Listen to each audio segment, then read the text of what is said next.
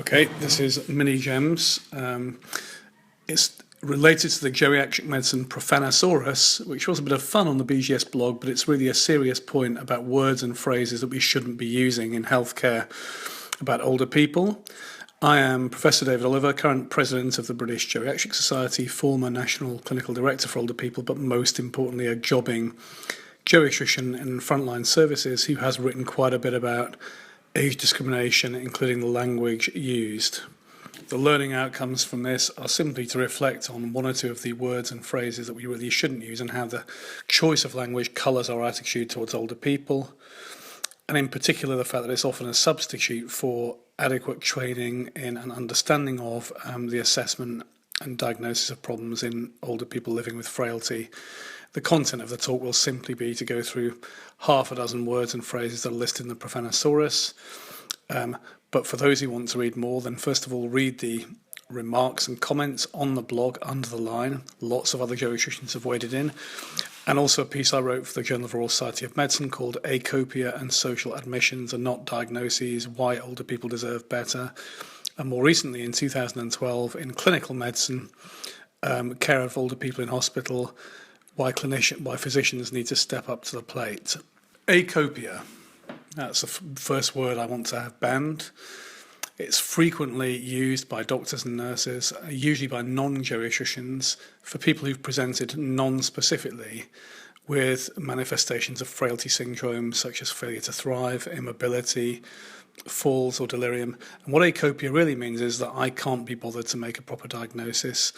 In the same basket, we have people labelled as having a social admission, whereas very few admissions are genuinely social, in the sense that their care and support has disappeared and they default into hospital. Usually speaking, people have reversible pathology, and proper history taking and diagnosis and comprehensive assessment can often find the reversible cause.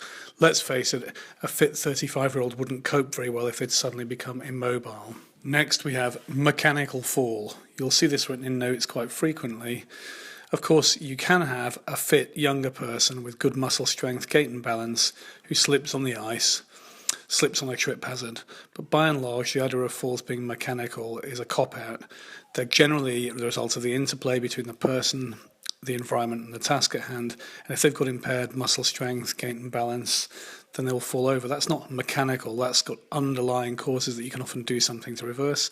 And of course many people with falls actually having syncope or pre-syncope, which is not recognised.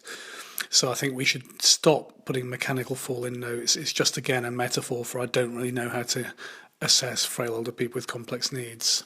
Next on the banned list, I'd like to put failed discharge and failed occupational therapy assessment.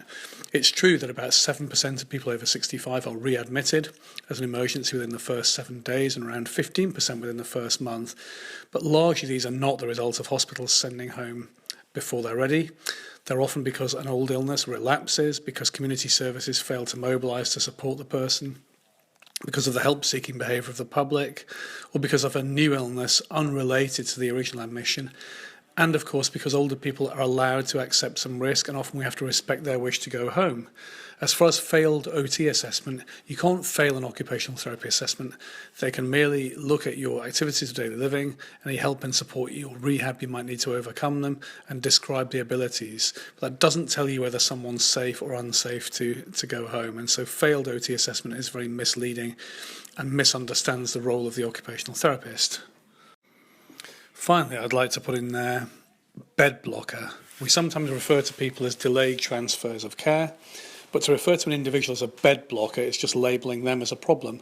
The poor older person rarely has any control over the fact that they've become dependent in hospital, that the community services have been cancelled or there's insufficient capacity in those services, or on occasion that their relatives are taking their time to find an alternative care destination.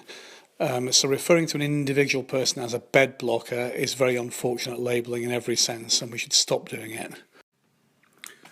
Of course, those terms I've mentioned are not the only ones that really ought to be in the Geriatric Medicine Profanisaurus.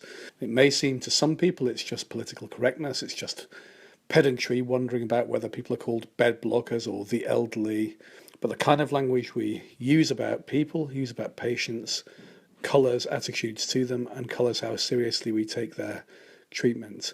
And I think it's down to us as geriatricians and trainees in geriatric medicine to challenge bad language whenever we hear it, tell people why we don't hear those terms used, and of course provide viable alternatives.